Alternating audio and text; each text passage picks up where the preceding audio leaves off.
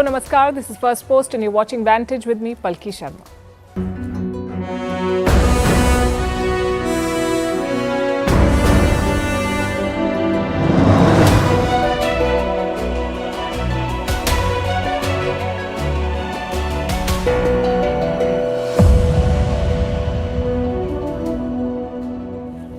It's a sea of red across the globe. Stock markets have crashed. In the US, they've seen a swing of some $7 trillion. European stocks are tanking. Asia has been the worst hit. Economists are predicting a recession. And Trump is showing no signs of slowing down. So what is the end game of this trade war? What is India's strategy? Is it talks or tit for tat?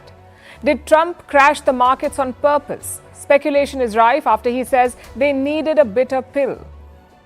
Is his own party now gunning for him? The Republicans say the president is destroying the economy. World leaders are warning Washington, saying they are quote-unquote ready to fight. And Americans are protesting on the streets. We will bring you the fallout of this tariff war. Also, a special report on India's nuclear submarine base. Is China building a military base in Bangladesh with the help of Pakistan? Delhi says it is studying the reports.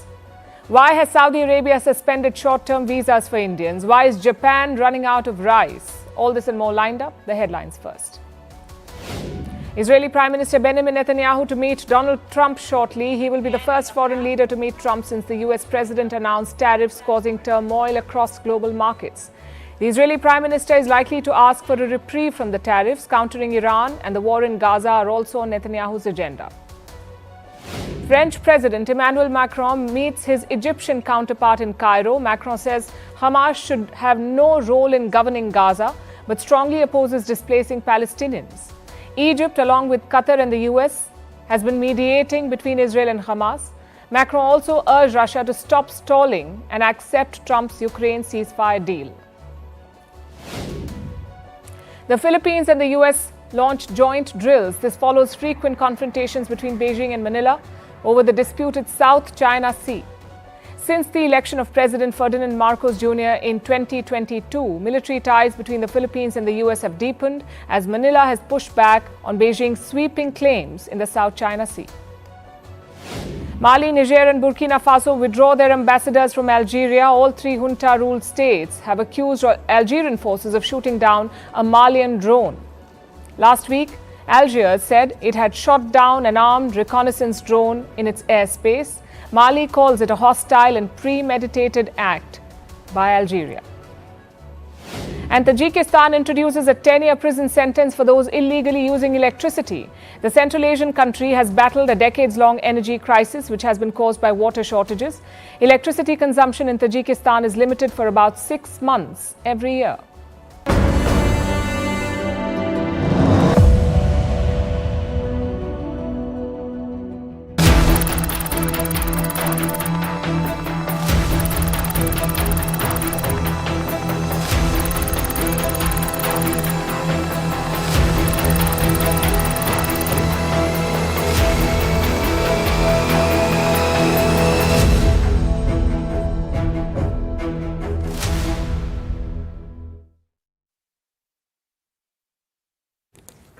Investors cannot catch a break. US President Donald Trump's relentless assault on global stock markets continues. Stocks across the board crashed again today, and it was worse than last week. It is being called a Black Monday. Panic has swept through the markets from Mumbai to Tokyo. In India, the Sensex crashed over 2,200 points and the Nifty fell by over 3%, below the 22,200 mark. In one day, investors have lost over 13 lakh crore rupees in India. That's around $150 billion. This money has vanished from the Bombay Stock Exchange alone. Needless to say, the sell-off was brutal. Every sector was in the red, deep in the red. It's the same story across Asia. Tokyo's Nikkei dropped by over 8%. Taiwan's TaiEx fell by almost 10%. In both markets, the circuit breaker was triggered. What is the circuit breaker? If the stock prices rally or fall way too quickly, the markets hit a pause button. This gives a moment to all investors to calm down and think before making any decisions. Today, markets in Japan and Taiwan hit the bottom circuit, meaning they crashed hard and they crashed way too fast. So trading had to be suspended to stop further panic selling. In Hong Kong, things were equally bad. Their stock market is called the Hang Seng. It suffered its steepest decline since 1997. We're talking about a slump of 13%. It was so bad that China's sovereign wealth fund had to intervene. They bought shares to stabilize the market. The picture looks quite scary. There is panic and fear. It has all been triggered by Donald Trump, by his sweeping tariffs on US trade partners. Over the weekend, Trump doubled down on his plan.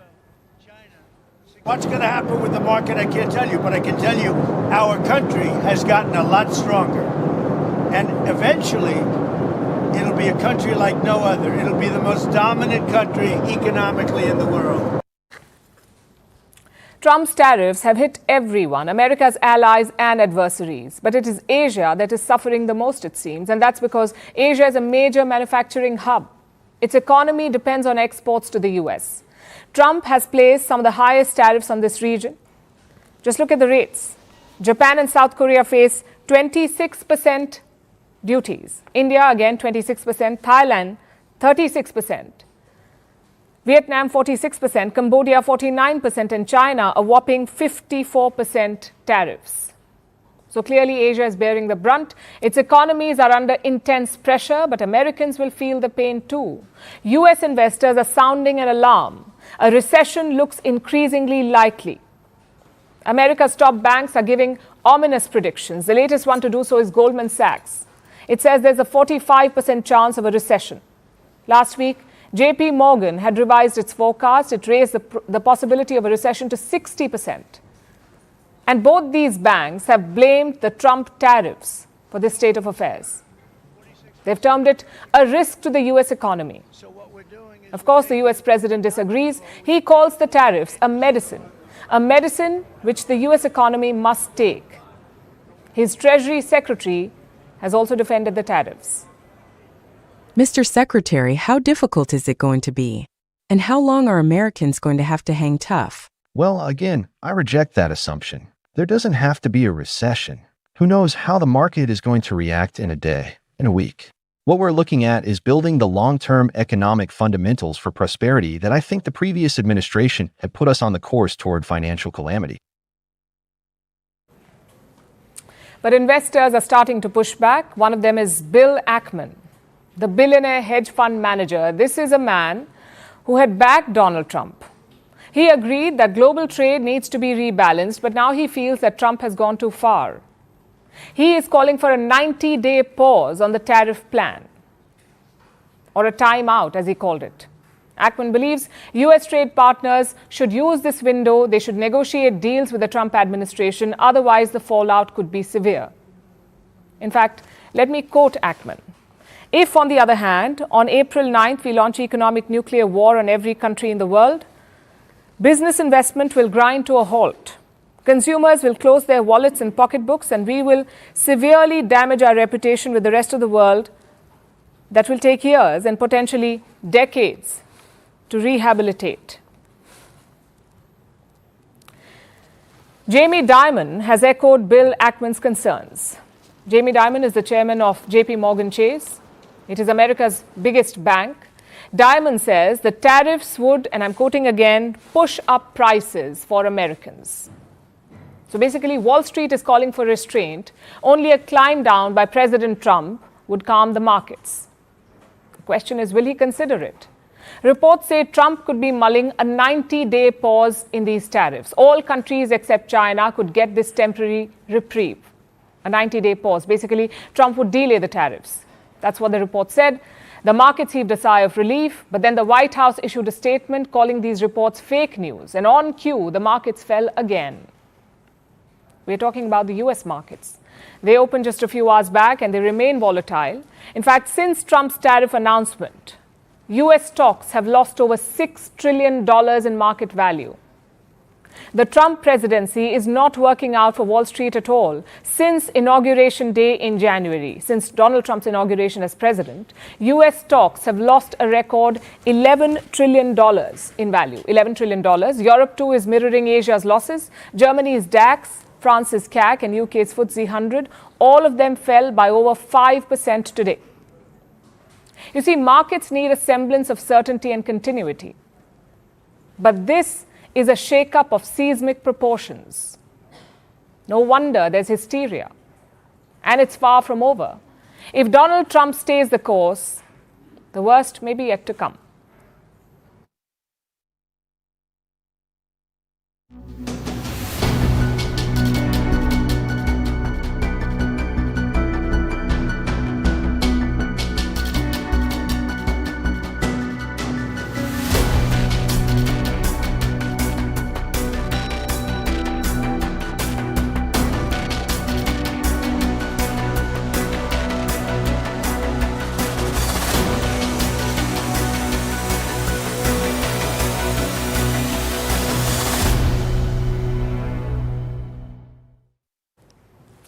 Panic is the mood right now.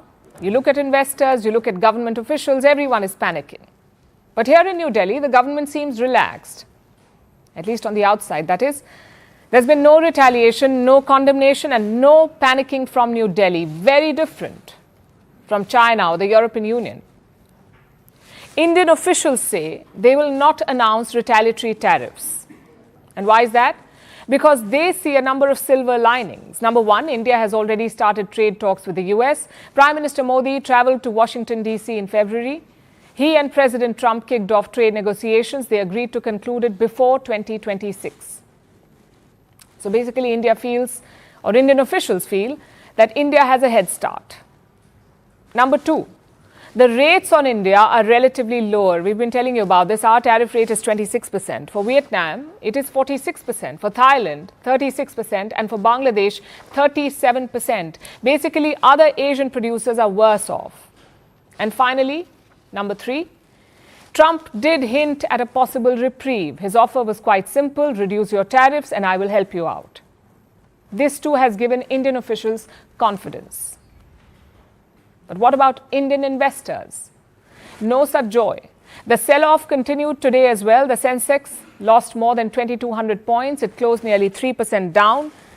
And the Nifty lost over 700 points in today's trade, closing 3.2% lower. The markets had their worst day in 10 months. Investors lost around 13 lakh crore rupees on paper. That's around $150 billion. And remember, the tariffs have not been imposed yet. Only the 10% baseline rate has been imposed or has come into effect. The rest is supposed to come into effect on Wednesday. What will happen then? Probably more pain. Some trade groups have done the calculation. They expect India's exports to the US to reduce by $5.7 billion. That's almost 6.4% drop in exports. It's different for each sector. Seafood exports could fall by 20%, iron and steel by 18%, diamonds and gold by 15%, and electronics by 12%. This could be the impact of Trump's tariffs. Plus, there'll be the knock-on effect. Industries need workers when demand is rising. When they have to produce more, they need more people. But if the demand is falling, the opposite could happen. They will try to produce less and, by extension, perhaps lay off people. Will this hurt India's economic growth? Economists say it will. They say the tariffs will reduce India's GDP growth by 20 to 40 basis points. But the government disagrees.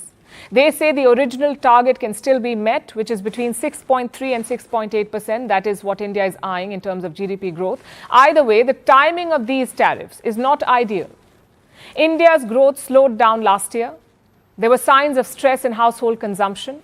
And now there's talk of a debt bubble. As you know, microcredit is huge in India. There are loans given outside the traditional banking system. They do not require collateral. And millions of Indians depend on this microfinance industry. It is worth almost $45 billion. But reports say it could now be under pressure. Around 68% of the borrowers are showing signs of distress. Many of them have started to default. Look at the numbers. In 2023, less than 1% of the loans were overdue. Now it is more than 3%. Around 27% of the borrowers are taking new loans to repay old ones, which is a classic sign of danger. India's credit card numbers are also blinking red. More Indians have started using credit cards since the pandemic. The spending has tripled since 2021. Unfortunately, the dues are also piling up. In 2024, credit card NPAs surged by more than 28%.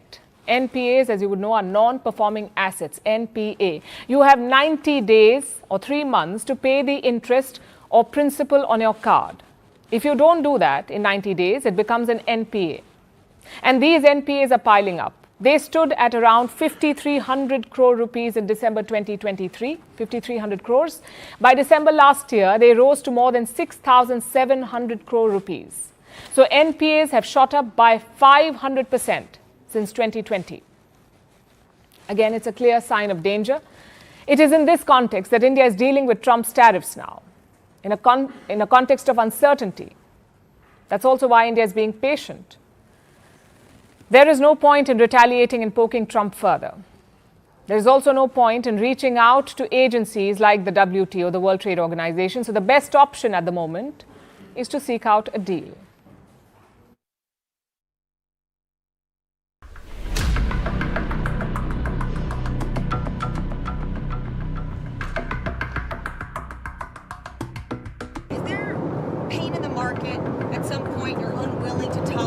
I think your question is so stupid. I mean, I think it's I don't want anything to go down, but sometimes you have to take medicine to fix something.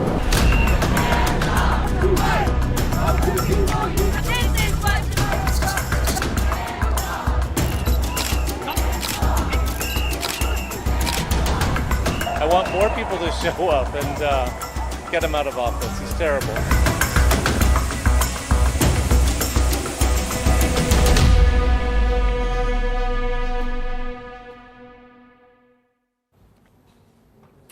Donald Trump announced the tariffs last week. The world first blinked.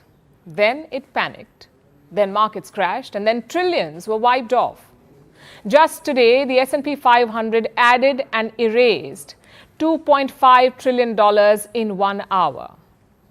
All on the basis of what was later called a fake news headline, $2.5 trillion. But the US president does not seem to care.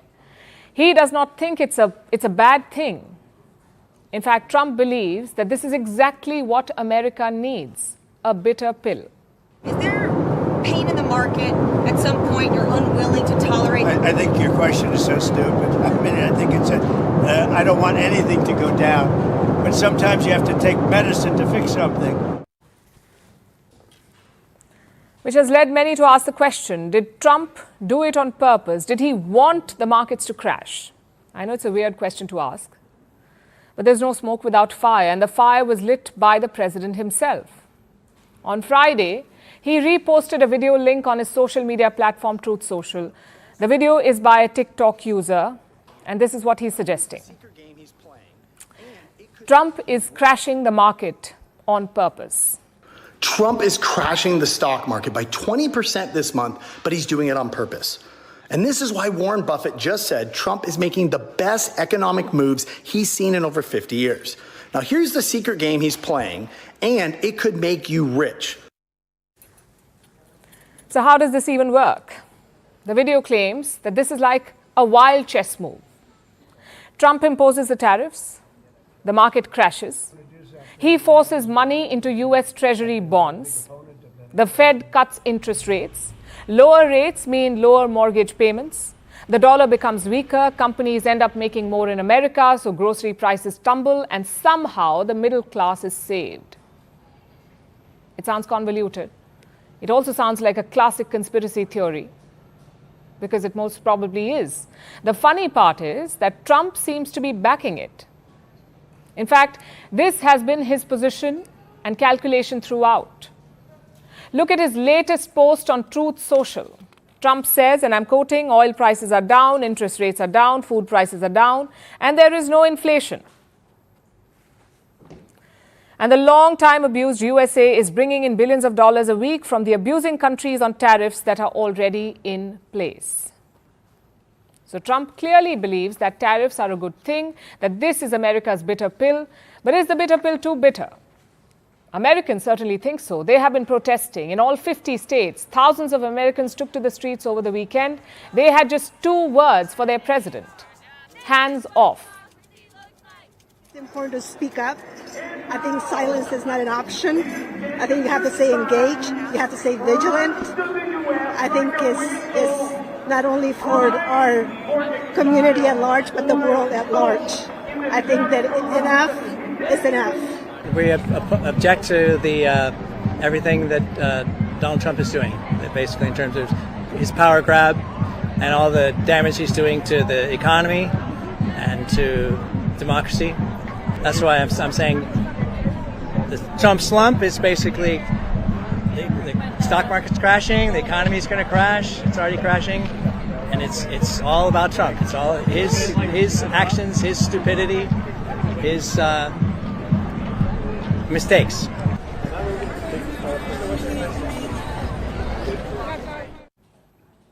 The protest stretched from New York to Los Angeles. Around 600,000 people signed up. Organizers claimed the number was more than 1 million. Either way, anger is clearly in the air, not just at rallies or on the streets, but also in quieter battlegrounds, like grocery lines.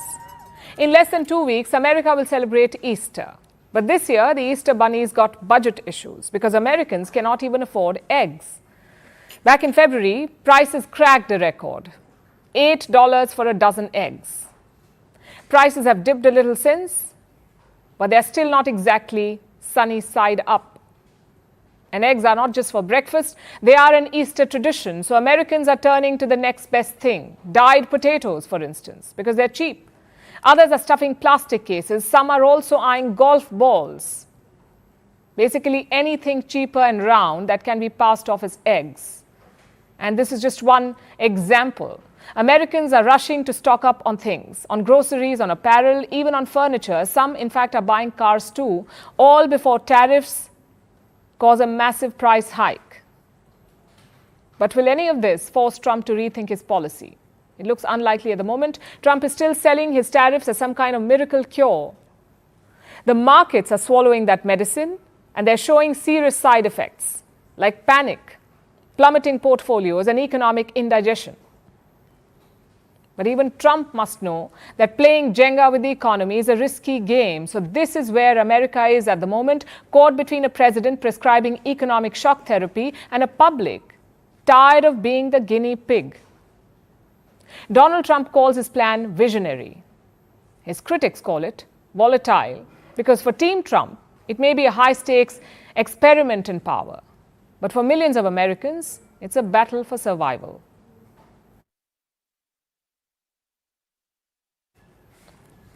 They say good economics is bad politics. But guess what? Bad economics can also be bad politics. In America, the Republican Party is learning it the hard way. It's the party that runs Washington right now. It is Donald Trump's party, the president who has unleashed tariffs. Economists think it is a bad strategy. Interestingly, politicians think the same. Because the tariffs have angered their voters, American citizens. They're very upset, they're protesting, they're demanding a rollback, but Trump is sticking to his guns. And caught in this crossfire is the Republican Party, also called the GOP, the Grand Old Party. They feel the tariffs will backfire, so they're now gunning for Trump. The first shot came from Ted Cruz. He's the Republican senator from Texas. He has warned, and I'm quoting here, he has warned of a bloodbath in the midterms. That's the midterm election next year he's talking about. Ted Cruz says the president is destroying the American economy. And he is not alone. At least 7 senior Republicans have expressed similar concerns, like Senator Chuck Grassley of Iowa. He recently co-sponsored a bipartisan bill. Bipartisan means it is supported by both parties, the Republicans and the Democrats. So Chuck Grassley is teaming with the other side, and that's some serious rebellion within the GOP. And do you know what the legislation is for? To limit Donald Trump's power to impose tariffs. And that's not all.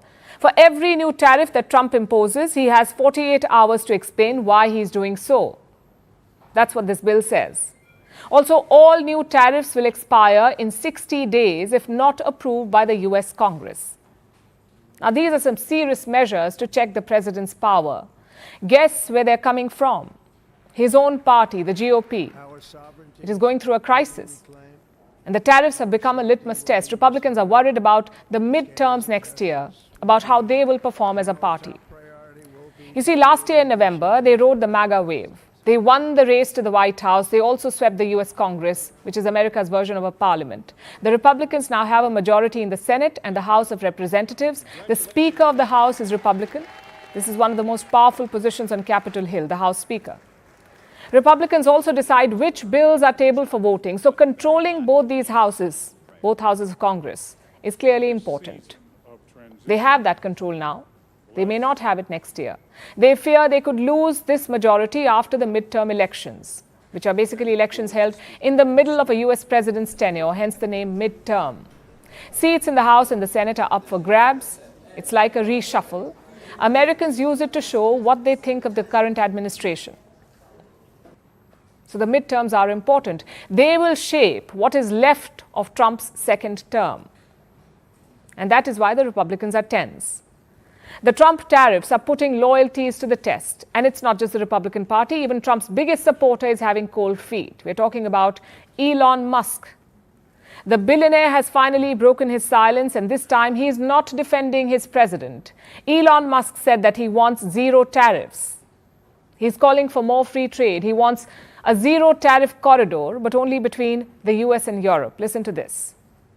I'm hopeful, for example, with the tariffs, that at the end of the day, I hope it is agreed that both Europe and the United States should move, ideally, in my view, to a zero tariff situation, effectively creating a free trade zone between Europe and North America. So Musk wants the tariffs gone. He is advocating for free trade. It is not the loudest criticism of the president, but it is criticism indeed. And it is coming from Donald Trump's closest ally. Elon Musk put everything on the line to have Trump re-elected. He poured billions of dollars. He held rallies on behalf of the Republican, and he promised to ring in a new America with Trump. Now that support looks sticky.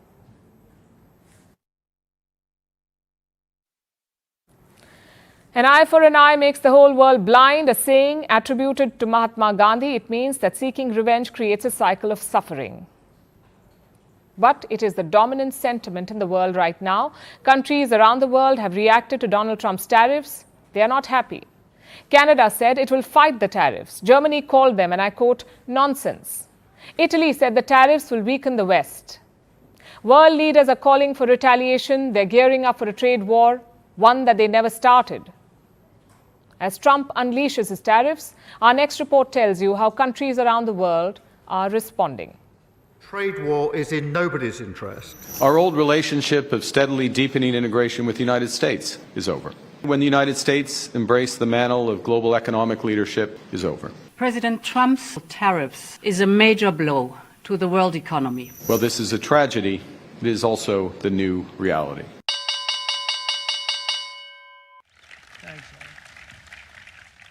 US President Donald Trump has unleashed a trade war. His tariffs on all countries is pushing economies to the brink. On one hand, Americans are protesting against their president, Republicans are breaking ranks, and even Trump's closest ally, Elon Musk, is questioning the move. But Donald Trump is doubling down, and now the world is reacting. The strongest rebuttal has come from America's northern neighbor. Donald Trump has imposed a 25% tariff on Canada, and Ottawa has promised to retaliate. Prime Minister Mark Carney says he will fight tariffs with tariffs and that Canada will lead the trade war against the United States. Our old relationship of steadily deepening integration with the United States is over. The 80-year period when the United States embraced the mantle of global economic leadership, when it forged alliances rooted in trust and mutual respect, and championed the free and open exchange of goods and services, is over. Carney has also announced that Canada will review its weapons deal with the US. This includes the deal of F-35 stealth fighter jets. We're looking on diversification in terms of maritime procurement and other aspects of procurement. We're reviewing the F-35 fighters to make sure that that's the right approach for the country going forward, given the other considerations. Then there's the United Kingdom. Prime Minister Keir Starmer says that a trade war was in nobody's interest, as it would only hurt the global economy. Starmer has announced that he will protect British interests and that all options are on the table. I mean, we have our own trading relationship with the US. It is actually a fair and balanced relationship if you look at the numbers. And of course, we've got decades worth of a special relationship with the United States. And I think it's by focusing on those features that we can take the necessary steps to secure our economy through hopefully a deal with options on the table if that's not possible. Joining the UK is Europe. Germany has warned that a trade war will only hurt the United States. Spain says it will do quote-unquote everything to protect its interests. Meanwhile, Donald Trump's ally, Italian Prime Minister Giorgia Meloni, expressed disappointment. She said Italy never wanted to be part of a trade war. Meloni has now pledged to protect Italian businesses. Greece and Sweden have also condemned the tariffs. While Europe is preparing for a trade war, there's one country that's escalating it: China. Beijing has dropped all calls for negotiations. In fact, China is intensifying the trade war. They have increased tariffs on American goods. China is now levying 34% tariffs on all US exports. Beijing says it's determined to meet Trump head-on. Meanwhile, India is taking a more sensible approach. It's calling for cooperation, not confrontation. New Delhi is seeking a bilateral trade agreement with Washington, and Trump says he's open to such deals. The US president has set the global economy on fire. While some countries like China are fanning the flames, India is being more responsible by looking to firefight the global uncertainty.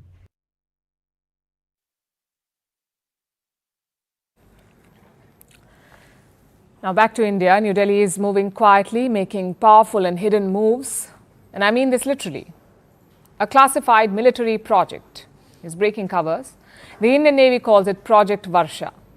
And this is no ordinary project. Project Varsha is about a naval base. It will be completed next year, that is 2026. It will give India two things. First, the Indian Navy will get its very own nuclear submarine base. And second, it will be a unique engineering marvel, the first of its kind. This base will be in the state of Andhra Pradesh in a coastal city called Rambili. It will be 50 kilometers south of Visakhapatnam. That is where the Indian Navy has its Eastern Command. And this base is going to be significant in many ways. It has been in the making for a decade. Here's why Rambili was chosen for the project. Because of its geography. The water is deep in this area. It gives submarines natural cover. They can remain underwater and enter the base, which means they do not have to surface and blow their cover. Basically, no one will know when the submarines come and go. And this is perfect for nuclear submarines because they can stay underwater for months at a time. They only surface for supplies. Although India's nuclear submarines won't even have to do that, they can stay submerged forever and move into their base without anyone knowing. Here's why I say that. We know that the base is in Rambili in Andhra Pradesh, but like the submarines, the base too will be hidden. It is fully underground, hidden from satellites. Even locals do not know where the base is. There are no signboards or markers. Let me also tell you about its engineering. The underground facility will have a network of tunnels and pens. It will discreetly house India's nuclear submarine fleet. India already has two nuclear submarines, the INS Arihant and the INS Arigat. A third one will be commissioned this year. It is being called the INS Aridhaman. A fourth one is already under construction. In total, India plans to operate 10 nuclear submarines. And this base will be home to all of them. It is significant for two more reasons. One, it enhances India's naval capacity. And two, it sends a message that India is serious about its security. It is expanding its second strike capabilities. What does that mean? What are second strike capabilities? You see, India has a no first use nuclear doctrine. A no first use doctrine. In simpler words, it basically means that India will not use nuclear weapons first. It will only use nukes to retaliate when attacked by a nuclear weapon. That is no first use.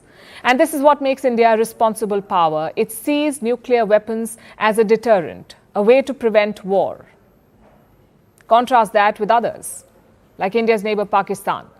They have a first-use nuclear doctrine. They see nuclear weapons as tools of war. So India is safeguarding its nuclear assets. And the hidden base helps. It will protect the nuclear submarines. This is also a message to China. Beijing has increased its activity in the Indian Ocean. Their so-called research vessels are constantly being nosy. They frequently visit waters around India, and the Chinese maritime activity is only growing. This includes the presence of Chinese submarines in the Indian Ocean. The Indian Navy has also detected them, so it is working to counter the threat with the help of a nuclear submarine base. India's strategy is clear: match power with power. The Indian Navy is preparing for the long game, a game of silence, strength, and submarines.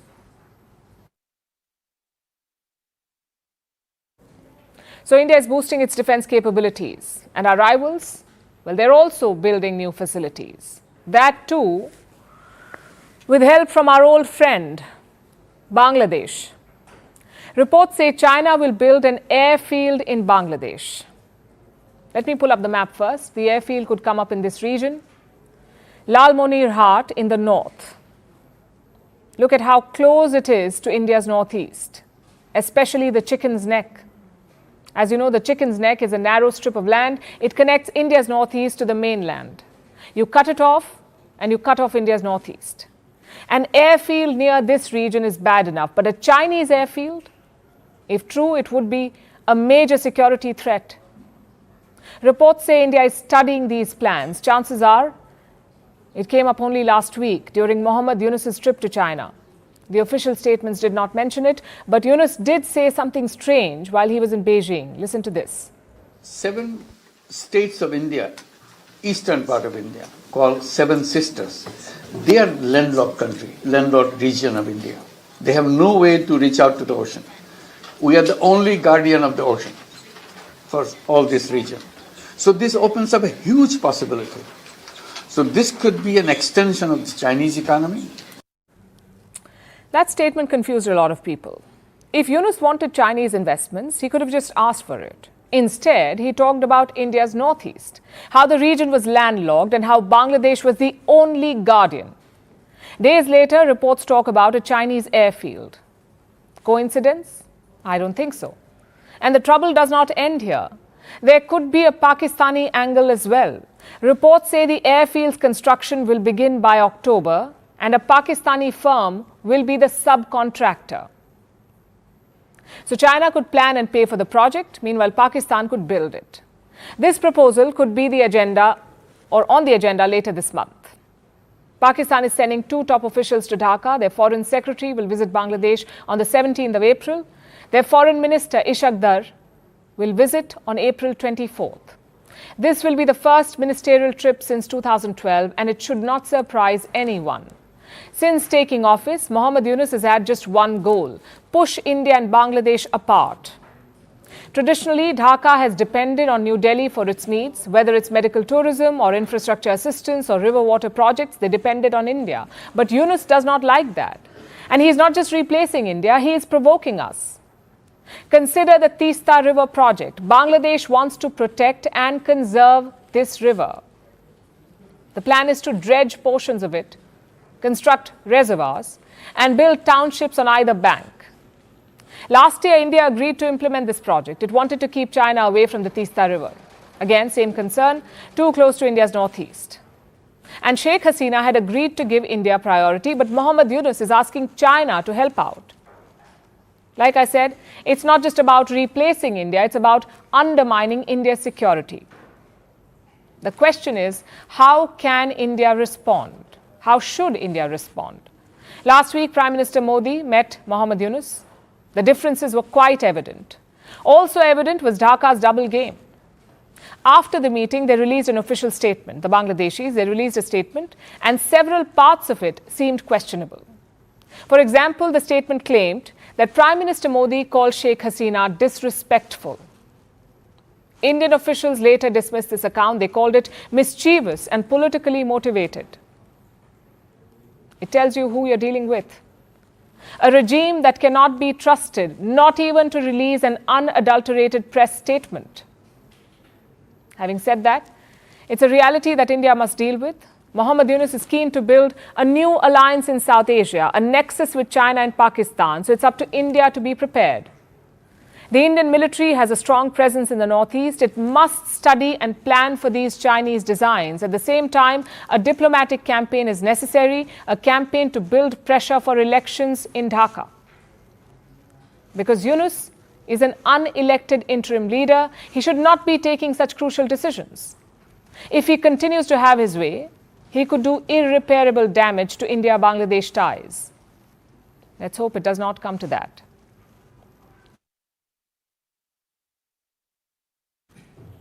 Now let's talk about Saudi Arabia. In a sudden move, Riyadh has suspended short-term visas for Indians. The ban is temporary. It starts from April 13th. It will last until the Hajj ends. But what triggered this move? Last year's Hajj tragedy, where around 1,000 pilgrims died. Many of the victims were unregistered pilgrims. You see, there are special Hajj visas for the pilgrimage, but a lot of people use their regular travel visa for the Hajj. And this leads to overcrowding. Saudi officials want to avoid that. They've raised the penalties for violators, including a jail term for those who go to the Hajj without the right visa. Our next report has more details. It's one of the key pillars for followers of the Islamic faith, performing the Hajj at least once in their lifetime. That often means withstanding days of extreme heat and outdoor exertion. Last year at the Hajj, over 1,000 pilgrims had died due to heat exhaustion when temperatures soared above 50 degrees Celsius. Many of these victims were unregistered. This included some pilgrims from India too. They didn't come on a valid Hajj visa. Instead, they used other short-term visas. They were on their own. They avoided the official process. They weren't assigned proper housing or medical support. The result was tragic. Saudi authorities don't want a repeat of last year, so they've hit pause on short-term visas for Indians from mid-April till June. No Umrah, tourist, business or family visas will be issued to Indian nationals. That's right before Hajj. The ban applies on 14 countries in all. If you already have a valid visa, you can still travel, but only until 13th April. After that, the doors close until the pilgrimage ends. The message from Saudi authorities is clear. If you're planning to perform Hajj, you must go through the official route. Here in India, that means applying through the Hajj Committee of India, the only body authorized to organize the pilgrimage. India sends one of the largest groups of Hajj pilgrims every year. Last year alone, over 175,000 pilgrims had travelled to Saudi Arabia. So a large presence of unregistered pilgrims becomes a crowd management issue for Saudi authorities, which is why the visa curbs make sense. Saudi Arabia is also tightening enforcement. Non-registered pilgrims face tough penalties now. If you're caught performing Hajj without the right visa, you could face a fine of around $2,600. Violators can even be jailed. Authorities are even seizing vehicles and properties used to help people stay illegally.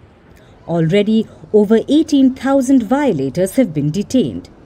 Some visa holders are still allowed to travel, like any Indian resident living in Saudi Arabia with a valid Saudi residence permit.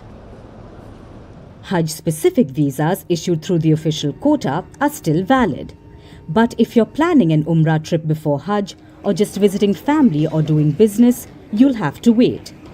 This is just a temporary pause limited to short-term visas only, but it's one that comes with a clear warning.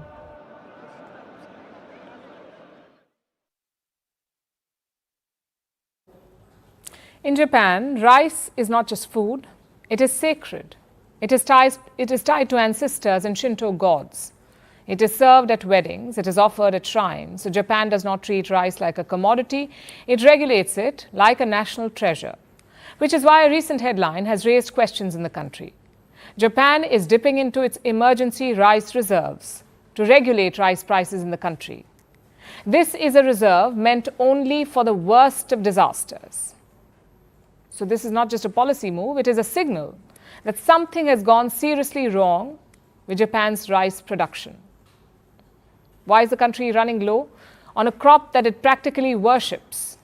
Our next report tells you. The summer of 2023 wasn't kind. Across Japan, the heat was relentless. Scorching temperatures swept through the islands. Paddies that once shimmered with promise dried up under the blazing sun. Rain came, but too little or all at once. So, the rice didn't stand a chance. The harvest came in weak. Grains were underdeveloped, and just as people started to worry about supply, nature doubled down. Earthquakes rocked the country, one after another. It sent people to the stores, panicking. And of course, rice disappeared first. Now, Japan doesn't treat rice like any other crop.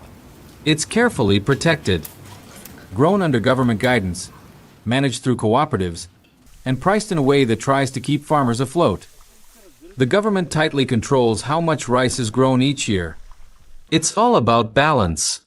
But when you throw a heat wave, a few quakes, and a touch of inflation into the mix, that balance starts to crack. In 2023, farmers actually harvested more rice than the year before, about 180,000 tons more.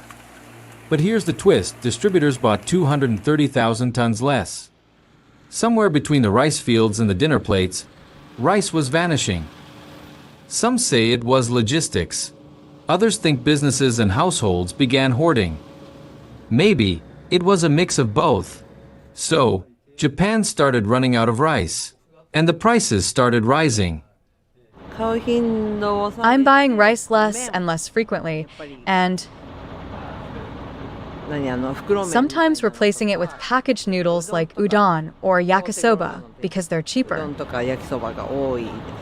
I still do buy rice occasionally, but since it's so expensive, I sometimes give up on buying it once I see the price. So, Japan decided to dip into its strategic reserves of rice. Think of it like a national treasure chest, but filled with rice. The government holds around 1 million tons. It is auctioning around 231,000 tons of rice. That's 1/5 of the total reserves. And it's not the first time. It dipped into this reserve after the 2011 earthquake and tsunami. Also, after the 2016 Kumamoto earthquake. But this is the first time it is doing it, due to distribution issues. To alleviate the market situation, naturally you would think the government needs to release double the amount of what's needed. So even if the government releases 210,000 tons, the situation would not get better for a small retailer like me. Japan's rice prices may go down, with the reserves hitting the shelves. But one problem still persists. Japan is slowly running out of people to grow its rice. The average Japanese rice farmer is over 70 years old. Young people aren't taking over. The work is hard, the profits are low, and the countryside is emptying out. Even if demand rises, who will grow the rice? That's a question Japan will have to answer soon. This is a country where rice isn't just food. It is, in many ways, a symbol of national identity. But climate change is shifting growing seasons. Rural populations are dwindling. The younger generation isn't flocking to farming. And a food system built on tradition is struggling to adapt. Can Japan continue to micromanage rice production? Or will this rice-loving nation have to rethink how it feeds itself?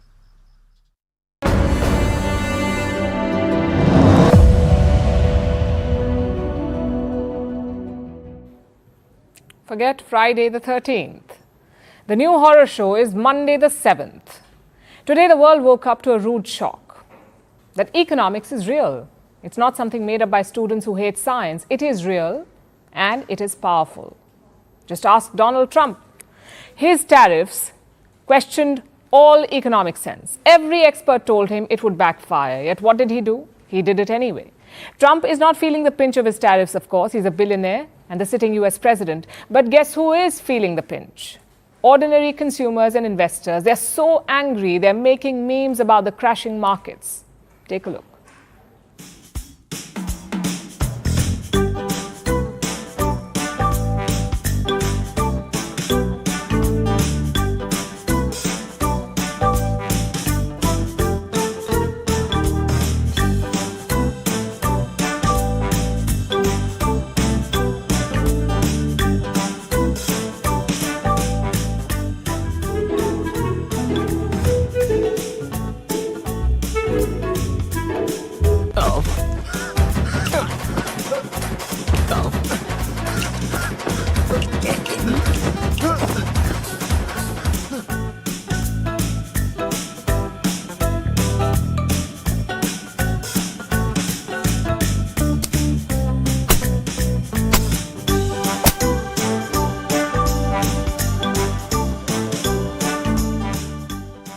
Bad idea.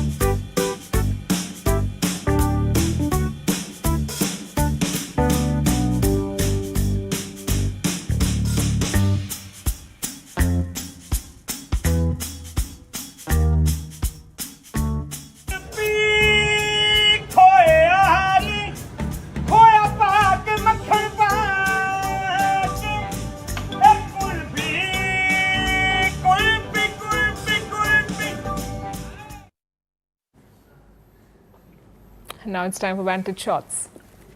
Images that tell the story. Bolsonaro supporters rally in Brazil, Sao Paulo, as the former president faces trial for an alleged coup attempt. A parachutist was rescued after getting caught on the rugby stadium's roof in France. And a NASA astronaut captures the northern lights from the International Space Station. Finally, we are taking you back in history. On this day in 1994, long-standing ethnic tensions and political conflict led to the Rwanda genocide. Over 800,000 people were killed in 100 days. It is one of the darkest episodes in modern-day Africa. We're leaving you on this note. Thank you for watching. We'll see you tomorrow.